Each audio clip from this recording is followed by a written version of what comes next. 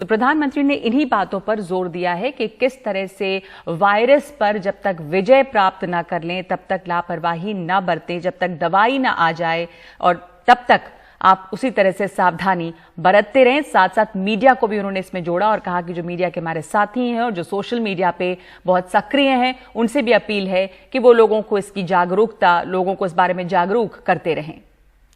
उन्होंने इस बात का जिक्र किया है कि जब मार्च में पहली बार जनता कर्फ्यू लगा या उसके बाद जब लॉकडाउन लगा, उसके बाद से अब तक हालात में किस तरह से बदलाव आया है, इस वायरस को लेकर के किस तरह की तैयारी देश में हुई है। उन्होंने कहा कि थोड़े ही समय में देश में जो जांच की संख्या है वो 1 करोड़ से ऊपर हो जाएगी। ये बहुत बड़ा आंकड़ा है और ये दिखाता है कि किस तरह से भारत में लगातार जांच जो है उसकी संख्या में बढ़ोतरी हो रही है। हालांकि सुकून की बात ये भी है कि जो पॉजिटिविटी रेट है वो लगातार कम हो रहा है। तो इसका मतलब ये भी है कि जो वायरस को लेकर के जो सावधानी बरतनी थी उसका असर जमीन पर दिखाई दे रहा है। हमारे साथ राजनीतिक विश्लेषक गीता भट्ट जी हैं। गीता जी, आपने सुना होगा पीएम मोदी का जो संबोधन था, 7वीं बार उन्होंने इस कोरोना के संकट काल में राष्ट्र को संबोधित किया है। एक तरह से परिवार के बड़े होने के नाते सबको आगाह किया कि किस तरह से उन्हें सतर्कता बरतनी है त्योहारों के इस मौसम में, किस तरह से खुद का, अपने परिवार का, खासतौर से छोटे बच्चों का, बुजुर्गों का ध्यान रखना है। जी अखिलेश जी, प्रधानमंत्री जी ने आज राष्ट्र के नाम जो संबोधन दिया उसमें उन्होंने आने वाले समय में, क्योंकि अब त्योहारों का जो है समय आ रहा है और ऐसे समय में हालांकि भारत की जो स्थिति है कोरोना को लेकर वो अगर आप वैश्विक परिप्रेक्ष्य में देखें तो हमारी काफी अच्छी स्थिति है, परंतु फिर भी आगे आने वाले समय में जो वैज्ञानिक हैं, ऐसी कमेटी का एक गठन भी किया गया है science and ministry of science and technology द्वारा, जिसमें कि बहुत सारे एक्सपर्ट वैज्ञानिक हैं जिसको देखने के लिए कि आगे आने वाले समय में मॉडलिंग कर वो यह जानकारी देंगे कि किस प्रकार कोरोना का बढ़ना या घटना देश में हो सकता है। तो उन सब चीजों को ध्यान में रखते हुए उन्होंने इस बात के ऊपर ज्यादा आग्रह किया कि जो आगे आने वाले जो पर्व हैं उनमें खुशियां मनाना, उल्लास रखना, ये एक स्वाभाविक सा विषय है, पर क्योंकि इस समय जो परिस्थितियां हैं देश भर में, विश्व भर में जी, उनमें यह भी बहुत ध्यान देना आवश्यक है कि हमें जो सावधानी बरतने के लिए कहा गया है, मास्क पहनने के लिए, 2 गज दूरी रखने की जो बात है, ये बहुत महत्वपूर्ण है, क्योंकि जो WHO है उसने भी ये माना है जी कि भारत में जिस प्रकार से जो ये प्रिकॉशंस लिए गए उसकी वजह से जो संख्या है, जो कि एक फेटिलिटी दर है, जो मृत्यु दर कोरोना के कारण बहुत कम रही। गीता जी, जिसकी बात प्रधानमंत्री ने भी की कि जो फेटिलिटी थी वो यहाँ पर बाकी देशों के मुकाबले कम थी, और इस ऐसे समय में जब बहुत दिनों के बाद, जुलाई के बाद अभी एक बार फिर से भारत ने 50,000 से कम केसेस यहाँ पर रिकॉर्ड किए गए हैं, जो कि अच्छी बात है। हमारे साथ डॉक्टर वली जुड़ रहे हैं इस वक्त। और डॉक्टर वली, प्रधानमंत्री का जो राष्ट्र के नाम संबोधन था वो पूरी तरह से कोविड के खिलाफ जो सावधानी हमें बरतनी है, लगातार सावधान बने रहना है, उसके बारे में उन्होंने जोर दिया। त्योहारों का मौसम शुरू हो चुका है, त्योहार आ रहे हैं कि करके भीड़ बढ़ रही है, कहीं कहीं चुनाव भी है, वहां भी बहुत हम भीड़ देख रहे हैं। प्रधानमंत्री की भाषण आपने सुना होगा, जिस तरह की सतर्कता की उन्होंने जरूरत बताई, जब तक दवाई नहीं आए, जब तक वैक्सीन नहीं आ जाए तब तक आप सावधानी नहीं छोड़ सकते हैं। यह भी कहा जा रहा है कि यह मौसम, त्योहार भी है, ठंड भी बढ़ रही है, खतरा ऐसे में कितना बढ़ता है? ऐसे में मैं आपको पूरा इसका एक पिक्चर देता हूं। खतरे की जब हम बात करते हैं तो सबसे पहले ये कि खुश नहीं होना है, जो हमने अचीव किया है उस पर उसको बरकरार रखना है। जाड़ा एक आइटम हुआ इसका, जाड़ा। दूसरा पॉल्यूशन, तीसरा माइनर पराली, जो कि मैं पूरे इंडिया के लिए नहीं एसोसिएट कर रहा हूं। चौथा वेदर, जब ठंडा होता है तो उसमें पॉल्यूशन जब बढ़ता है तो वायरस के लिए वो एक व्हीकल देता है, एक उसका वो वाहन बन जाता है। पॉल्यूशन का जो पार्टिकल होता है वो वायरस का वाहन बन जाता है और वो वायरस के संक्रमण में मदद करता है। तो पॉल्यूशन, वेदर और ये जो फेस्टिविटी है, ये 2 तरह की हैं अभी एक साथ। एक तो दुर्गा पूजा से संबंधित फेस्टिविटीज हैं और दूसरी जो है वो दिवाली और अभी जो नवरात्र की चल रही है। तो इसमें लामोहाला लोग जो हैं एक दूसरे के करीब जाते हैं, एक दूसरे से मिलते हैं। तो उसके लिए आप जैसे हमको मिला रही हैं, श्रोताओं से थ्रू ऑनलाइन, तो ऐसा कुछ हुआ है, बहुत अच्छा हुआ है। जो अयोध्या में एक रामलीला का आयोजन हुआ है, मैं एक एग्जांपल देके बता रहा हूँ, और भी जगह ऑनलाइन बहुत सी मीटिंग्स होंगी, तो ये इस तरह का अगर हम कुछ कर सकें तो वो जरूर हमें कर लेना चाहिए। और इस बार जबकि वेटिकन बंद हुआ, मक्का मदीना बंद हुआ और सब मंदिर बंद हुए, और कुछ मंदिरों को भी कल खोल के फिर दोबारा बंद करना पड़ा, आपको शायद आपने दिखाया भी है न्यूज में, तो उसमें प्रधानमंत्री जी का जो जोर है वो सतर्कता के साथ साथ सावधानी हटी और दुर्घटना हुई, दुर्घटना घटी, बिल्कुल ज्यादा है। तो ये हमने जो अचीव किया है उसको हमें संजो के रखना है। गीता जी, मैं आपके पास आना चाहूंगा, इसी बात को आगे बढ़ाऊंगा। जो बात डॉक्टर वली ने कही, उन्होंने बहुत अच्छी बात कही है कि किस तरह से नए उपाय आप कर सकते हैं। हमने देखा है कि यहाँ सीआर पार्क में, दिल्ली में चितरंजन पार्क में जो इस वक्त पंडाल लगते हैं, तो कई पंडालों ने मिलकर के ये फैसला किया कि इस बार वो नहीं लगाएंगे, बल्कि घर पे ही पूजा की जाएगी। अगर हम कोलकाता की बात करें तो वहां पर तो हाईकोर्ट को दखल इस मामले में देना पड़ा है। तो आपको जब इस तरह के हालात हैं, हमने देखा था कि शुरुआत जब हुई थी तब होली का पर्व था। होली एक ऐसा त्योहार है जिसमें कि सब लोग मिलते जुलते हैं, गले लगते हैं। तब ये कहा गया था कि होली कई जगह नहीं मनानी, और नहीं मनाई गई इस अपील के बाद। तो आपको लगता है कि इसी बात को आगे बढ़ाने की जरूरत है, अब ज्यादा सतर्क होकर के हमको नए तरीके ढूंढने होंगे इस तरह के त्योहार मनाने के लिए? जी अखिलेश जी, और उस समय भी बल्कि प्रधानमंत्री जी ने कार्यक्रम को, जब होली का समय भी उस कार्यक्रम को नहीं आगे बढ़ाया था, रद्द किया था कोरोना के कारण ही। और अभी ये तो क्योंकि इसको हर्षवर्धन जी ने भी, जो साइंस एंड टेक्नोलॉजी के मंत्री हैं, उन्होंने भी इस बात को कहा कि आगे आने वाला समय, और डॉक्टर साहब ने भी जैसे कहा सर्दियों का जो समय आ रहा है उसमें भी इसका संक्रमण बढ़ सकता है। यूरोप में हम अभी देख ही रहे हैं कि सेकेंड फेज आ गया है। स्पेन में नंबर फिर से बहुत ज्यादा, वहां उन्होंने फिर से बहुत सारी एहतियात दोबारा से बरतनी प्रारंभ कर दी है यूरोप के देशों ने, तो उनका अचानक से फिर से एक सेकेंड फेज जिसे वो कह रहे हैं। तो ऐसे समय में बहुत आवश्यक है कि वो भी हमारे जो ये पर्व है, तो हम एक दूसरे के साथ परिवार में, अपनी जान पहचान वालों के साथ अपनी खुशियां बांटना चाहते हैं, लेकिन ऐसे समय में सतर्क रहना, और शायद यही कारण है कि प्रधानमंत्री ने देश को संबोधित करके इस विषय को लेकर आगाह किया है, क्योंकि उनकी जो लोकप्रियता है, उनका जो प्रभाव है, वह देश के हर कोने में है, और उनकी कही हुई जो बात है उस पर लोग ध्यान से सुनते हैं। पर तो यही कारण है कि उन्होंने आके इस बात को कहा है कि आपको बहुत ध्यान रखना है इसको। और यहाँ मुझे ध्यान आ रहा है कि गणेश चतुर्थी में भी, क्योंकि मंदिरों को इस तरह से नहीं खोला गया और कहा गया कि बहुत सावधानी बरतने की आवश्यकता है, तो ये एक चीज जो है हम सबको, क्योंकि हम कई बार देख रहे, दिल्ली में जैसे मैं रहती हूँ, तो कई लोग हैं जो बिना मास्क के अब थोड़ा हल्के में ले रहे हैं लोग इसको। तो पर गीता जी, जो अखिलेश ने अभी कहा था कि त्योहारों को अलग तरह से नए उपाय खोजने पड़ेंगे कि कैसे भीड़ कंट्रोल हो, त्योहार की खुशी भी कम नहीं हो। समस्या ये है कि जब पंडाल लग जाते हैं, जैसे कलकत्ता में हाई कोर्ट को इसमें दखल देना पड़ा, तो जब ये पंडाल लगते हैं, लोगों में एक ये निश्चिंतता आ जाती है कि आप जा सकते हैं, भीड़ इकट्ठा को। अगर आप बंगाल का नजारा देखें, तस्वीरें जो वहां से आ रही हैं, बहुत बड़ी तादाद में सड़कों पर, बाजारों में भीड़ जुट रही है। एक तो ये पहलू है।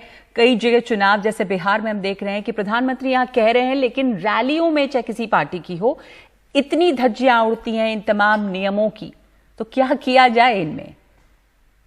जी, ऐसे में जो है आवश्यक है कि जो वहाँ का स्थानीय प्रशासन है वह इस बात का ध्यान रखे, इसमें थोड़ी सी सख्ती करे। और ये आपने बिल्कुल सही बात करी कि, और खास करके जो पंडाल लगाने का विषय है, कुछ जगह तो इन पंडालों को, जो पंडालों की कमेटियां हैं, उन्होंने स्वयं ही यह निर्णय लिया कि हम इस बार नहीं लगाएंगे। लेकिन कलकत्ता में तो कोर्ट को जो है बीच में उन्हें दखल करना पड़ा इस विषय को लेकर। और दिल्ली में भी जैसे कई जगह देखा गणेश चतुर्थी में, हालांकि उसको जो वहाँ की मतलब जो दिल्ली सरकार ने हालांकि कानून नियम के अनुसार तो ये कहा कि आप जो है उसको विसर्जन के लिए आप घर पर ही करें, लेकिन साथ ही साथ जो है जहां जहां एक तरह से विसर्जन के लिए एक तरह से छोटे वो तालाब से बनाए जाते हैं, उनका भी काम साथ में कराया। गीता जी, मैं आपको रोकूंगा क्योंकि डॉक्टर वली हमारे साथ हैं। डॉक्टर वली, मैं आपसे एक चीज समझना चाह रहा था। जो बात पीएम ने कही है, उन्होंने ये बात पहले भी कही थी कि जब तक दवाई नहीं तब तक ढिलाई नहीं, लेकिन दवाई को लेकर के भी अभी बहुत कंफ्यूजन हो रहा है। रेमडेसिविर जो दवा यहाँ पर दी जा रही है कई लोगों को, जिसके कि फायदा भी देखने में आया, अब WHO कहता है कि जी उससे तो कोई फायदा नहीं है, उससे आप जान बचा नहीं सकते हैं। तो इस तरह की जो विरोधाभासी बातें आती हैं, इससे क्या भ्रम नहीं फैलता है, कंफ्यूजन नहीं फैलता कि कहीं कभी हाइड्रोक्सीक्लोरोक्वीन को लेकर के WHO की टिप्पणी आ जाती है, कभी इस दवा को लेकर के आ जाती है? आपके चैनल से बिल्कुल खबर सही जानी चाहिए। कोरोना में मनी, मेडिसिन एंड पॉलिटिक्स जितना हुआ है, आज से पहले किसी महामारी में इन तीनों तिक्का तिगड्डम नहीं बना है। नॉट ए गुड वर्ड तिगड्डम, बट ट्रायंगल कह सकते हैं, money, knowledge of medicine and politics. अब जब रेमडेसिविर को हमने शुरू में देखा था तो इसकी बहुत वाहवाही हुई थी जी। हमें ये भी खुशी थी कि इंडियन आदमी ने इस पे रिसर्च करी है, रमेश देशीगर ने, जिसके नाम के 3 अक्षर से राम और देश निकाला गया। लेकिन ये प्योरली कॉमर्शियल वेंचर है, ये बिल्कुल इसमें काम नहीं की है, ये बेकार साबित हुई है, इसकी सिर्फ पब्लिसिटी हुई है। सस्ती दवाओं का रोल बांग्लादेश जैसे मुल्कों में बहुत अच्छा पाया गया है। आपने बहुत कम आंकड़े देखे होंगे बांग्लादेश के, जैसे ही इंडिया में हमने यूज की थी HCQS, हमने इंडिया में यूज की आइवरमेक्टोल और डॉक्सीसाइक्लिन, और ऐसे ही हमारी जो कंपनी है, जो लेडी हैं जिन्होंने वो बनाई थी इम्यून मॉड्यूलेटर दवाई, तो उसका जो प्रयोग था वो at par with American medicine के साथ हुआ था। तो ये जो रेमडेसिविर की पब्लिसिटी हुई थी ये बिल्कुल अनचाही थी, और अब भी वो वहीं की वहीं खड़ी है। इस समय, और अगर आपने देखा होगा ट्रम्प साहब को भी शायद ये नहीं दी गई। डॉक्टर वली, एक छोटे से ब्रेक के बाद हम लौटेंगे, लेकिन ब्रेक में जाने से पहले अरुण कुमार हमारे साथ जुड़ रहे हैं। प्रोफेसर अरुण कुमार, वरिष्ठ अर्थशास्त्री, अपने प्रधानमंत्री का राष्ट्र के नाम संबोधन सुना और आपकी टिप्पणी उस पर क्या है? क्या आप उम्मीद कर रहे थे कि कुछ और भी बातें होंगी, क्योंकि सावधानियों के साथ साथ अर्थव्यवस्था भी बड़ी चिंता है? देखिए, गरीब आदमी खासकर जो शहर से पलायन करके गांव में गया और जो लोग वापस आए, उनको बहुत ही सख्ताई, बहुत ही परेशानी का दौर झेलना पड़ रहा है। तो ये सोचा गया था कि शायद एक और पैकेज आए, और हमारे वित्त मंत्री ने तो कई बार हिंट दिया कि एक और पैकेज आ सकता है, खासकर गरीब आदमी के लिए, डिमांड बढ़ाने के लिए। तो एक उम्मीद थी कि शायद कुछ ऐसा अनाउंसमेंट हो बड़ा, जिससे कि जो गरीब आदमी है उसको थोड़ा राहत मिले। और कई इंडस्ट्रीज हैं वो अभी भी परेशानी के दौर से गुजर रही हैं, चाहे होटल हो, चाहे रेस्टोरेंट हो, चाहे ट्रैवल टूरिज्म इंडस्ट्री हो, और उससे जो जुड़ी हुई जो बाकी इंडस्ट्रीज हैं। तो सोचा गया था कि शायद कुछ रिलीफ पैकेज मिले, पर ऐसा कुछ अभी आज अनाउंस हुआ नहीं। और ये अनाउंसमेंट सिर्फ ये था कि लोगों को अभी सावधान रहना चाहिए और ये नहीं सोच लेना चाहिए। वो भी एक बड़ी बात है, क्योंकि अगर जो ये बीमारी फिर से बढ़ती है तो एक बार फिर जो काफी गिरावट आ जाएगी अर्थव्यवस्था में, अगर लॉकडाउन जगह जगह लगेंगे। तो इसलिए जो प्रधानमंत्री ने कहा वो भी अपने लिए एक जरूरी बात थी। बिल्कुल। छोटा सा ब्रेक ले रहे हैं, हम लौटते हैं, हमारे साथ आगे विनोद शर्मा भी जुड़ रहे हैं, ब्रेक के बाद लौटते हैं।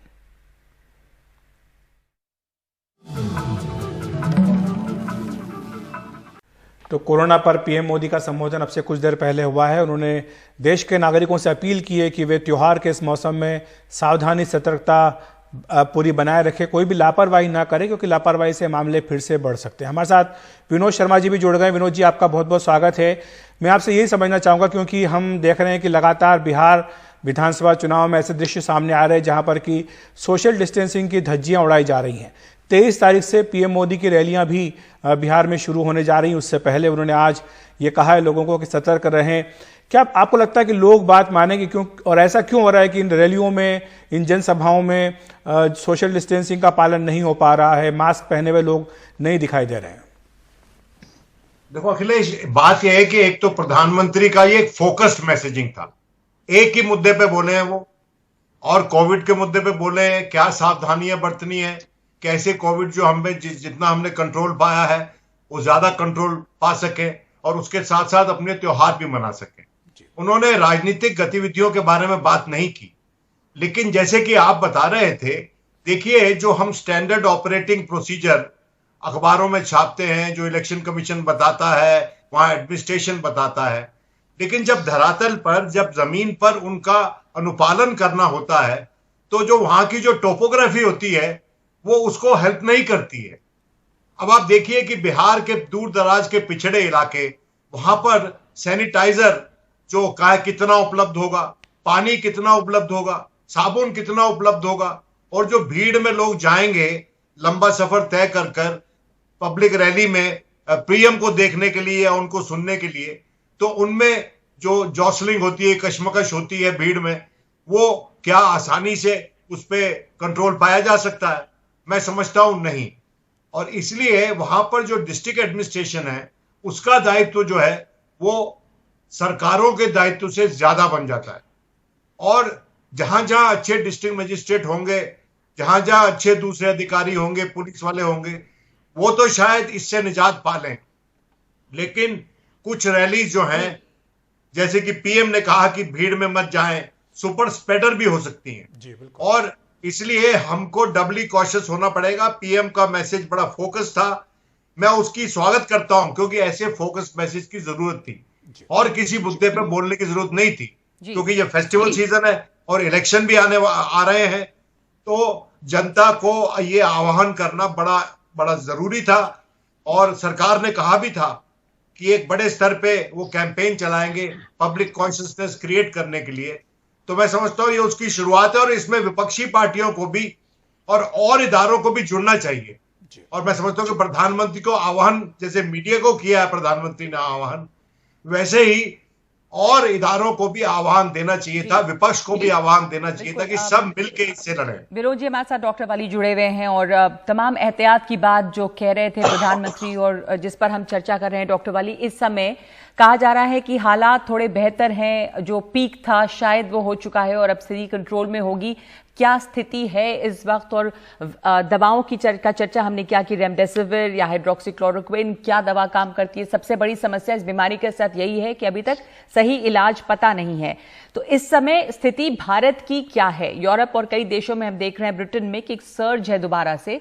इस वक्त इलाज को लेकर, वैक्सीन को लेकर, हमारी जो आंकड़े हैं उनको लेकर स्थिति क्या है हमारी?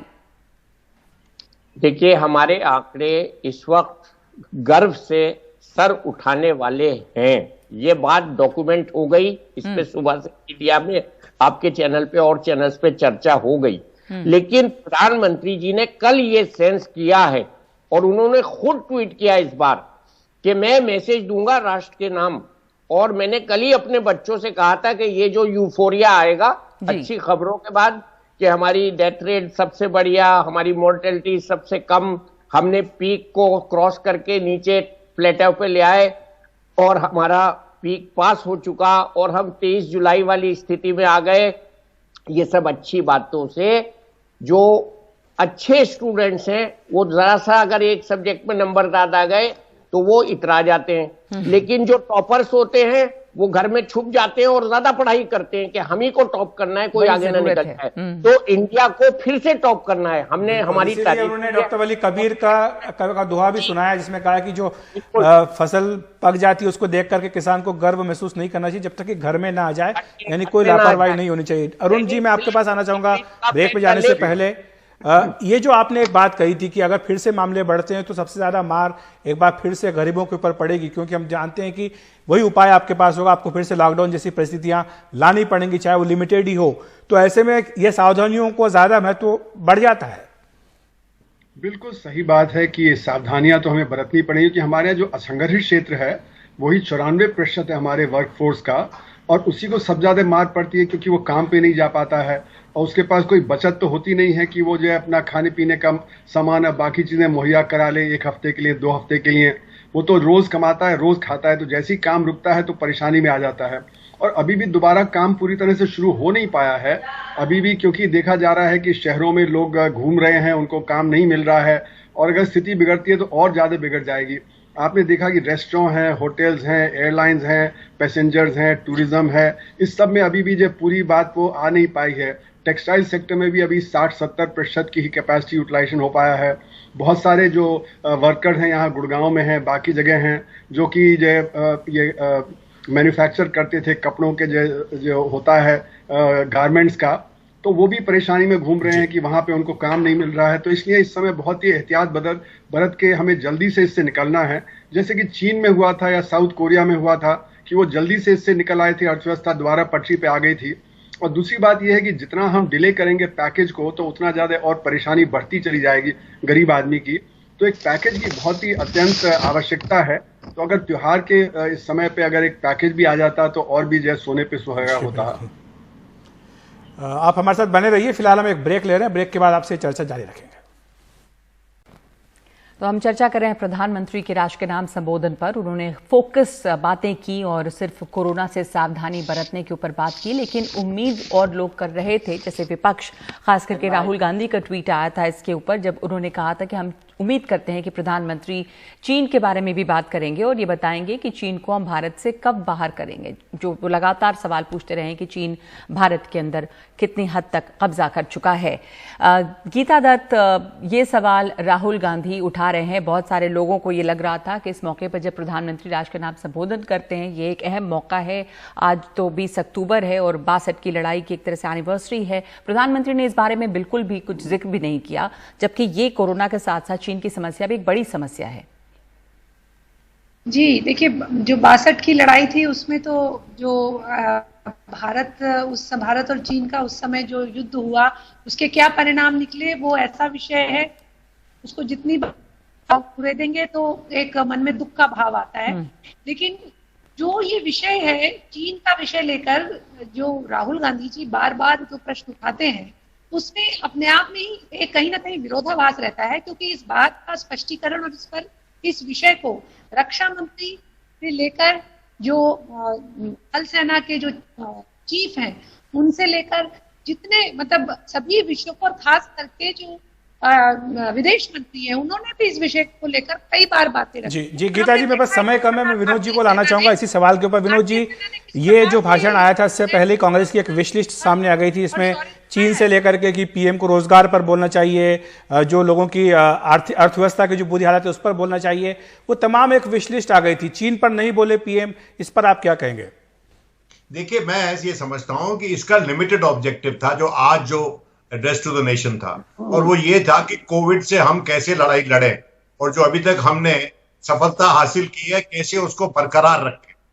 तो इससे अगर भटकते तो हम आज कुछ और ही चर्चा कर रहे होते और कोविड की नहीं कर रहे होते जी। तो ये कम्युनिकेशन सटीक कम्युनिकेशन था।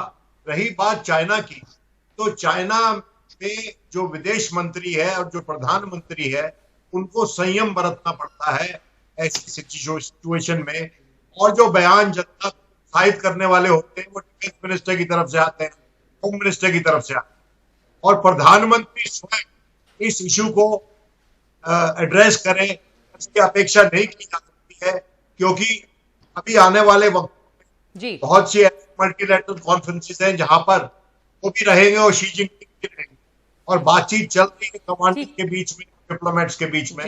बिल्कुल, विनोद जी आपकी आवाज भी कट रही है और हमारे पास वक्त भी खत्म हो गया, पर आप कह रहे हैं कि ये कई और फोरम है जिस पर ये बातचीत हो सकती है। बहुत बहुत शुक्रिया आप तमाम लोगों का इस चर्चा में शामिल होने के लिए। इस वक्त एक ब्रेक ले रहे हैं।